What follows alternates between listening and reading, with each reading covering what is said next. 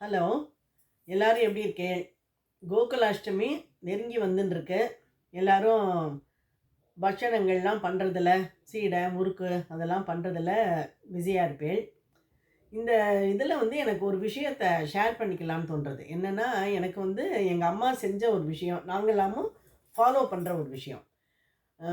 கோகுலாஷ்டமினா எங்க அம்மா நெறைய பட்சணம் பண்ணுவா. கோகுலாஷ்டமினா எனக்கு எங்க அம்மா ஞாபகம் ரொம்ப வரும். ஏன்னு கேட்டா, அம்மாவோட அம்மாவோட இஷ்ட தெய்வம் குருவாயூரப்பன். அதாவது கிருஷ்ணர் மேல அம்மாவுக்கு பக்திங்கிறத விட ஒரு பாசம் ரொம்ப அதிகம். வாத்சல்யம்னு சொல்வா இல்லையா? நவவித பக்தியில வாத்சல்யம். அது எங்க அம்மாவுக்கு உண்டு. கிருஷ்ணர் மேல ரொம்ப ஆசையா இருப்பா. அதாவது ஒரு குழந்தை மாதிரி. கிருஷ்ணனுக்கு அது பிடிக்கும், கிருஷ்ணனுக்கு இது பிடிக்கும்னு ஆசை ஆசையா பண்ணுவா. எல்லா பட்சணங்களும் பண்ணும்போது. எல்லாத்தையும் ஆசை ஆசையா பண்ணி நெறையா பண்ணின்டே இருப்பா. 1, 2 வெறும் சீடை, முறுக்கு, அப்பம் அது மட்டும் கிடையாது. பாயசம் வடை இல்ல. அத தவிர எக்ஸ்ட்ராவா தேங்கோழல், அ மைசூர் பாகு, பர்ஃபி, ரவா லாடு அப்படி இப்படின்னு அந்த லிஸ்ட் நீண்டுண்டே போகும். அவல் கூட ஒரு தடவ ஆத்துல இடிச்சிருக்கா.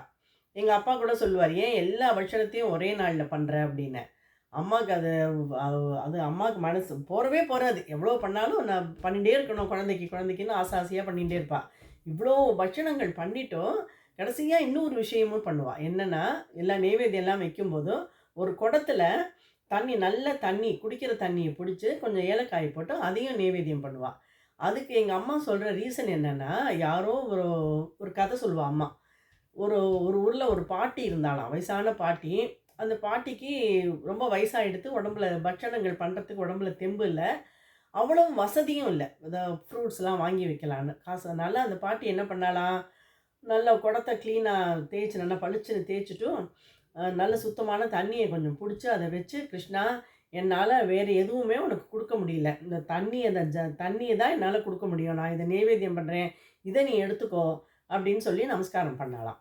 அப்ப கிருஷ்ணர் என்ன பண்ணாராம், எல்லார் ஆத்துலயும் போயி, எல்லா பட்சணங்களையும் சாப்பிடுறார். முறுக்கு, சீடை, அதிரசம், அப்பம் அது இதுன்னு சாப்பிட்டா அவருக்கு தாகமா இருக்கு.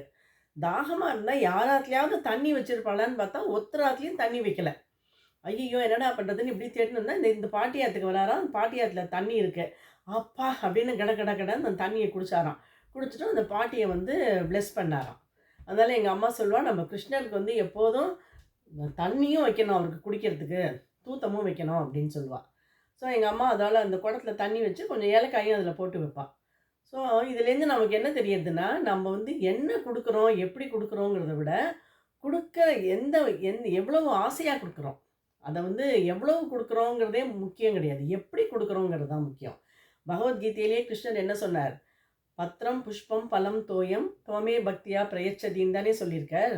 அதனால நம்ம தண்ணிய குடுத்தா கூட, அத பக்தியோட நம்ம குடுத்தோம்னா, அவர் ஆசையோட அத எடுத்துண்டு நம்மள பிளெஸ் பண்ணுவார். ஸோ எங்க அம்மா சொன்னத நாங்க எல்லாரும் எங்க ஆத்துல பண்ணிட்டு இருக்கோம். தண்ணியும் வைப்போம் சுவாமிக்கு.